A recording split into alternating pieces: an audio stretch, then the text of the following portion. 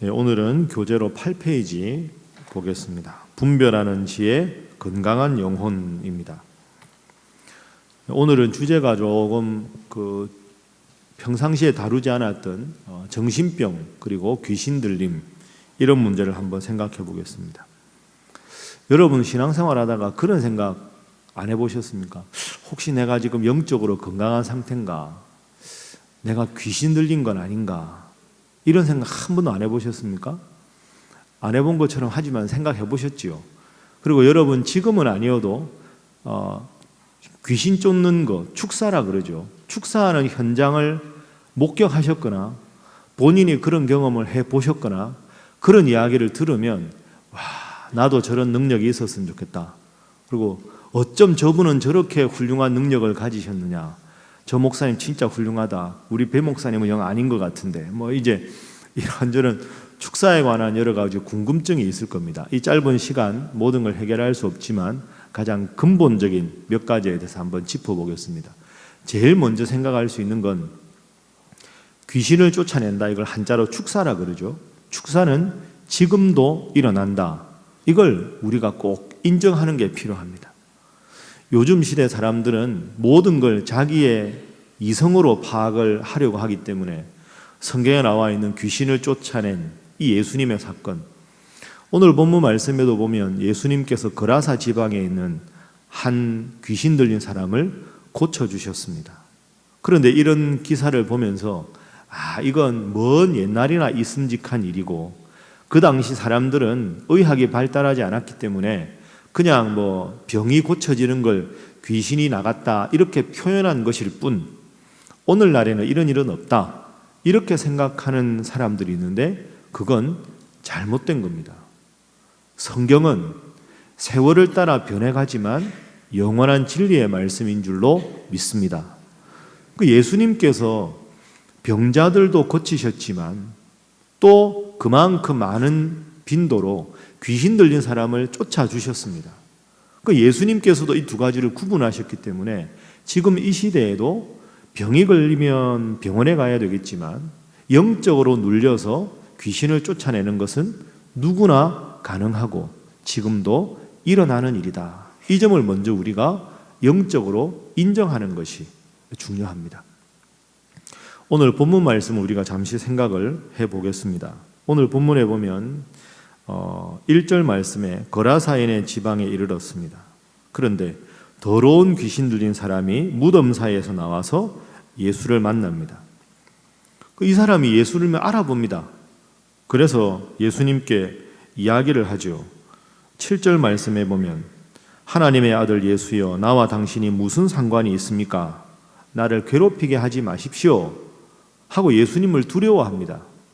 근데 예수님께서 그 군대 귀신 들린 흉악한 많은 귀신이 들린 귀신을 쫓아줍니다.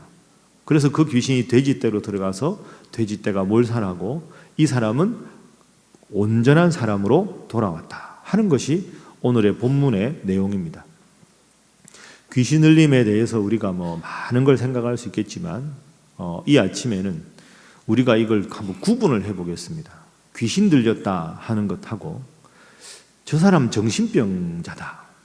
그러니까 귀신 들린 것하고 정신병이 비슷하기도 하고 차이점이 있습니다. 그런데 이걸 우리가 왜 알아두어야 하냐 하면 정신병에 걸린 사람을 치료하는데 제일 중요한 건 타이밍입니다. 그러니까 정신병에 걸린 정신질환자는 빨리 정신병인 게 확인되면 병원에 가서 빨리 치료를 해야 됩니다. 모든 병이 다 조기에 해결하는 게 중요하지만 특히 정신질환자들은 빨리 정신과 의사를 찾아가서 해결하면 심각해지기 전에 문제 해결을 할 수 있는데 이게 정신병인가 일시적인 현상인가 귀신 들린 건가 이걸 정확하게 구분하지 못해서 타이밍을 놓치는 경우가 있습니다. 그래서 제가 교재에 썼는데요. 정신질환자와 귀신 들린 자의 공통점, 차이점 이것부터 우리가 잠시 보겠습니다. 정신질환자하고 귀신 들린 사람들의 공통점이 있는데 그 공통점은 첫 번째는 대부분 다른 사람들과 접촉을 피하고 고립된 상태에 있습니다. 고립된 상태에 있다고 해서 고립된 상태에 있는 사람이 다 정신병자다, 귀신 들린 사람이다 이건 아닙니다. 그죠? 괜히 혼자 있는 걸 아주 좋아하는 사람, 혼자 공부하는 거 말고요, 혼자 있으면서 괴로움을 생각하고 항상 생각이 부정적이고 혼자 있으면서 까닭없이 눈물을 흘리고 신세 비관하고 자기도 모르게 한숨 푹푹 쉬고 왜 나는 태어났나, 왜 내 인생은 이런가, 항상 혼자 있으면서 뭔가 창조적으로 글을 쓰거나 묵상하거나 이게 아니라 혼자 있는 걸 특별히 즐기되 혼자 있는 시간이 건강하지 않을 때 한숨 쉬고 괴로워하고 입에서 나오는 말이 항상 부정적이고 그래서 삶이 무기력하고 짜증이 많고 웃음이 없고 그런 경우가 대부분이라 하는 거죠. 첫 번째 공통점. 두 번째는 자기 몸을 상하게 하는 자학 행위를 하는 경우가 많이 있습니다. 오늘 본문도 보면 5절에 보면 돌로 자기의 몸을 해치고 있었다. 그러니까 자기 스스로에 대한 미움이 가득하니까 자기 존재가 싫으니까 말이 나와도 부정적이고 때로는 자기 몸을 해하기도 하고 그걸 통해서 막 자기 신세를 더 비관해서 더 깊은 미궁 속으로 들어가게 되는 거죠. 그렇다고 여러분 너무 심각하게 생각할 게 없습니다.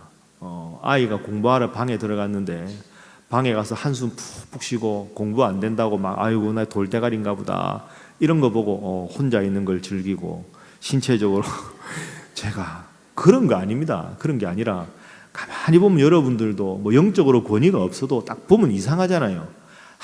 항상 혼자 있는 거 즐기고 항상 비관적이고 부정적인 말하고 괴로워하고 까닭없이 눈물을 흘리고 난 죽어야 돼. 그런 말, 그거 정말로 조심해야 되는 겁니다. 이거 두 가지가 큰 공통점이고요. 세 번째는 옷을 벗고 소리를 지를 수도 있고 혼자 이야기하고 때로 난폭해지기도 합니다. 갑자기 저 방에 있는데 막 이상한 소리가 들리거나 막 고함 소리가 나거나 저게 무슨 일인가? 평상시에 저 아이의 모습이 저런 모습이 아닌데 이런 경우가 심심치 않게 있습니다. 오늘 본문의 6절 말씀에도 보면 예수님을 달려와서 절을 하면서 크게 7절에 보면 소리를 지르죠. 그리고 때로 혼자 환각을 경험하기도 합니다. 엉뚱한 것을 보고 보통 사람들 눈에 보이지 않는 엉뚱한 것을 말하고 같이 대화를 하는데 혼자 저기 뭔가 환각 속에 환상 속에 빠져서 엉뚱한 것을 말하고 분명히 이건 이상하다. 그래서 여러분 이 중에 한 가지만 있으면 너 귀신 들렸지? 이게 아니고요. 귀신 들리거나 정신병자들은 보통 이 네 가지가 어느 정도 공통적으로 드러날 때 이건 분명히 비정상적이다. 뭔가 문제가 있다. 영적인 문제든지 아니면 정신적인 문제든지 이렇게 생각을 할 수가 있습니다. 여러분 중에 혹시 아이고 큰일 났다. 나도 때로 이런데 이런 분 계시면 다음 페이지로 넘어가 보겠습니다. 차이점이 있습니다. 귀신 들린 사람은 초자연적인 능력이 있습니다. 보통 사람이 가질 수 없는 힘을 가진 거죠. 자, 오늘 본문의 3절 말씀입니다. 3절 말씀 우리 화면 보면서 우리 함께 읽어보죠. 자, 시작. 그 사람은 무덤 사이에 거처하는데 이제는 아무도 그를 쇠사슬로도 맬 수 없게 되었으니. 그러니까 쇠사슬로 맬 수가 없습니다. 괴력의 사나이가 된 거죠. 4절에 보면 그 사슬과 고랑을 다 깨뜨립니다. 그러니까 보통 사람이 가질 수 없는 초자연적인 능력이 있습니다. 쉽게 말하면 귀신의 능력과 자신의 능력이 덧붙여져서 사람이 할 수 없는 큰 힘을 발휘하게 되는 거죠. 그 이유가 2번 때문입니다. 귀신 들린 사람은 분리된 개성, 즉 다른 자아가 그 사람의 속에 함께 있습니다. 그 말씀이 오늘 본문의 말씀 보면 9절입니다. 9절. 우리가 8절까지 읽었는데요. 자, 9절 화면 봅니다. 함께 읽어보시죠. 시작. 이에 물으시되 내 이름이 무엇이냐? 이르되 내 이름은 군대니 우리가 많음이니이다 하고. 예수님께서 8절에 귀신아 그 사람에게서 나오라. 넌 누구냐? 하니까 내 이름은 군대입니다. 그러니까 이 사람은 한 명의 귀신이 아니라 여러 귀신이 함께 그 속에 있는 거죠. 그러니까 이 거라사 사람의 자아 정체성도 있지만 그 속에 역사하는 귀신의 정체성이 함께 있는 겁니다. 그러니까 귀신이 제일 무서워하는 건 예수님 이름이니까 예수님께서 오셔서 너는 누구냐? 벌벌벌 떨면서 나는 군대 귀신입니다 하고 이야기하는 거죠. 그러니까 내가 군대 귀신이다라고 말하는 건 이 사람이 하는 게 아니고요. 이 사람 속에 깃들어 있는 영적인 귀신이 하는 일이지요. 정신병에 걸리신 분들은 엉뚱하고 허튼 소리를 하지만 자신의 정체에 대해서 다른 말을 하거나 이런 경우는 잘 없습니다. 이것이 겉으로 드러나는 언어상의 차이점이지요. 세 번째, 이게 제일 중요합니다. 세 번째, 함께 한번 읽어보시죠. 시작. 귀신 들린 자는 예수님을 지독히 혐오하고 만나기를 두려워한다. 7절 말씀에 아까 이렇게 읽었습니다. 제가 읽어보죠. 지극히 높으신 하나님의 아들 예수여, 나와 당신이 무슨 상관이 있나이까? 원하건대 하나님 앞에 맹세하고 나를 괴롭히지 마옵소서.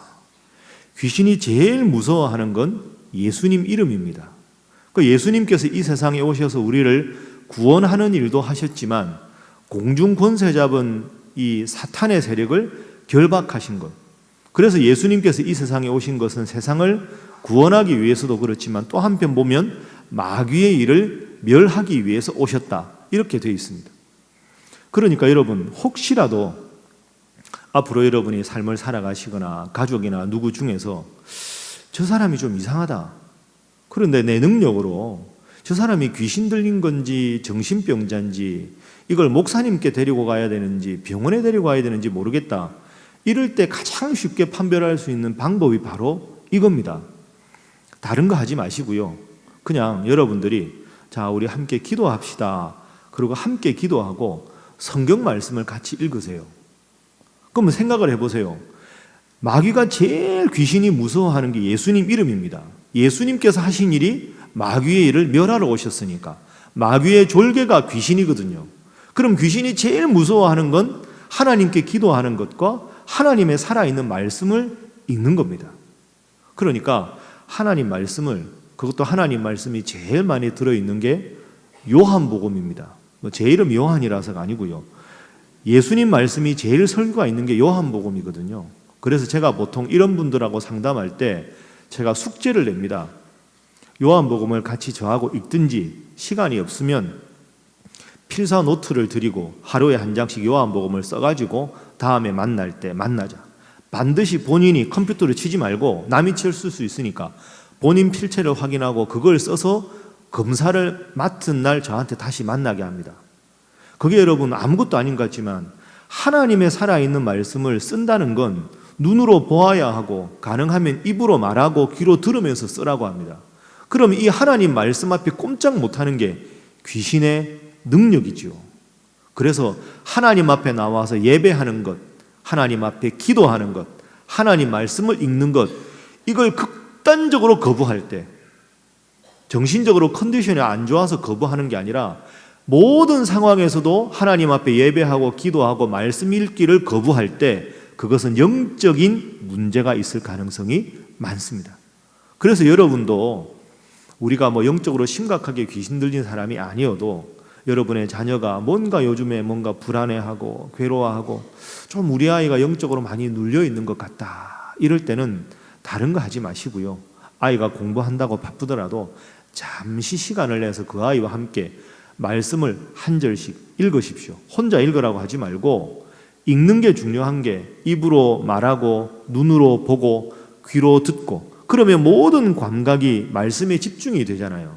그래서 한 절씩 서로 읽고 손 붙잡고 함께 기도하고 기도할 때 목사님 말씀을 들으니까 우리 애가 귀신 들렸나 보다 하고는 괜히 기도하다가 소위 말해서 은혜를 받아갖고 귀신아 나가라 이런 거 쉽게 하는 거 아닙니다. 그럼 여러분 그 아이 마음이 어떻게 되겠습니까? 괜히 여러분 좀 신령해진 것 같다고 구역 예배 가서 영적으로 눌려있다고 축사하고 이런 거 하면 안 됩니다. 그러면 상식적으로 생각을 해보세요. 그분이 귀신이 만약에 나갔다고 해도 다른 구역 식구들이 예배드리다가 귀신아 나가라 그래서 하면 구역장님은 높아질지 모르는데 그분이 예배 나오겠어요? 아이고 저 사람 지난번 구역 예배 때 눈이 이상하게 이렇게 되다가 나가라 그러니까 갑자기 넘어지더라. 저 사람은 심각한 사람이야. 그렇게 정죄받으면 그분이 신앙생활 잘 하겠습니까? 여러분, 쉽게 이렇게 여러분이 하는 거 아닙니다. 약은 약사에게, 진료는 의사에게. 이런 말이 있지요. 영적인 것도 교역자에게 자문을 구하는 게 필요하지, 여러분이 괜히 듣고 본 게 있다고 해서 다른 사람들 앞에서 그분을 그렇게 해서 설령 고쳐졌더라도 그분의 상처받은 인격과 자존심은 누가 책임질 겁니까? 그 결코 바람직하지 않습니다. 혹시 이 말씀을 들으시다가 누군가 좀 이상하다 이런 느낌이 혹시 들면 함께 하나님 말씀을 읽고 하나님 앞에 예배 드릴 때 꼭 그분 챙겨서 예배당에 나와서 예배 드리고 말씀과 함께 같이 읽기로 하고 만나면 같이 나누기도 하고 그렇게 하십시오. 그게 훨씬 더 영적으로 건강한 방법입니다. 그래서 말씀 읽는 것, 기도하는 것, 예배하는 것에 집중할 수 있도록 하는 것이 가장 좋은 방식이다.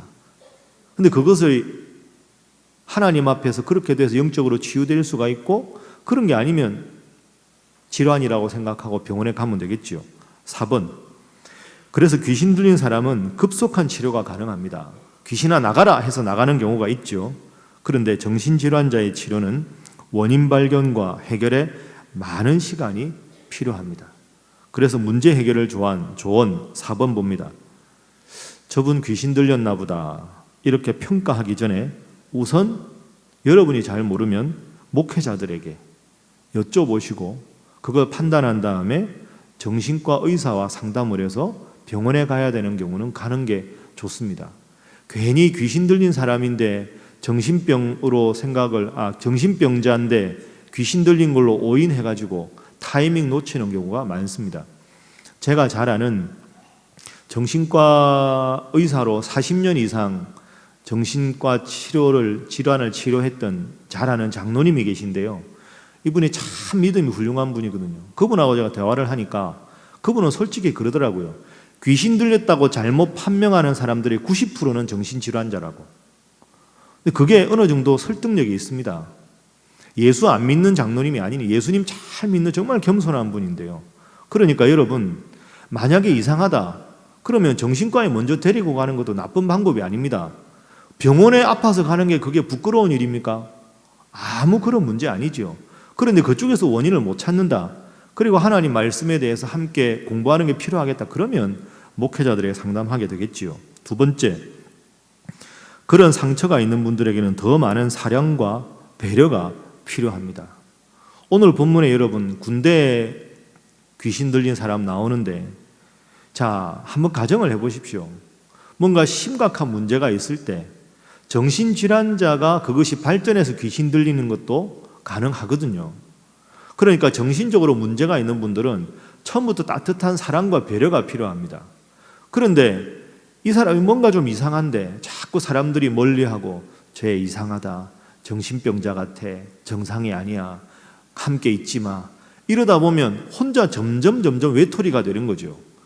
자기를 누군가 알아주고 함께 보듬어주고 사랑해주면 좋은데 모든 사람들이 자기를 질시의 눈으로 보니까 자기도 힘든 거예요. 그러니까 더 예민해지는 거죠. 그래서 다른 사람이 자기를 미워하는 눈빛으로 보지 않았는데도 저 사람도 분명히 마음으로 나를 미워할 거야, 이런 마음으로 스스로에 대한 보호 본능이 생기는 겁니다. 그러니까 이 세상 모든 사람 다 똑같아, 다 나를 무시하는 거야. 그러다 보니까 더 고함을 지르고 더 난폭한 행동을 해서 누군가가 나에게 다가오는 자체를 차단시켜버리는 거죠. 그래야 본인이 살아갈 수 있으니까. 그러다 보니까 사랑이 필요하고 배려가 필요해서 초기에 해결할 수 있는 문제인데 초기에 해결하지 못해서 점점 자기만의 성을 높게 쌓아서 그 속에서 정신질환이 더 발전해서 나는 몹쓸 사람이야, 나는 버림받은 사람이야, 그렇게 스스로 우울하고 괴롭고 힘들어지다 보니 그 정신적인 허약함에 영적인 귀신이 들어와서 정신질환과 귀신 들림이 함께 오는 경우도 생기는 거죠. 오늘 이런 이야기를 오래 하니까 아주 진지하고 심각해지시는데요. 마지막 예방법을 생각해 보겠습니다. 이건 교재에 없는 내용입니다. 여러분, 이건 너무 심각하게 생각할 거 없습니다. 귀신 들린 걸 가지고 너무 심각하게 생각해서 혹시 내가 지금 귀신 들린 게 아닌가, 오늘 집에 가서 한번 해볼까, 이런 거 안 하셔도 됩니다. 이 새벽에 이렇게 피곤한 시간에 일찍 나와서 하나님 앞에 예배하고 찬양하고 말씀 듣는 여러분들이라면 하나님께서 여러분을 특별히 사랑하셔서 이 자리에 모아주신 것 아니겠습니까? 그런데 하나님께서 사랑해서 이 자리에 왔는데 여러분 속에 귀신이 강하게 역사한다면 그 귀신이 여러분을 이 자리에 오게 하겠습니까? 귀신 너무 생각하지 마십시오. 귀신하면 귀신 노이로제에 걸릴 수 있습니다.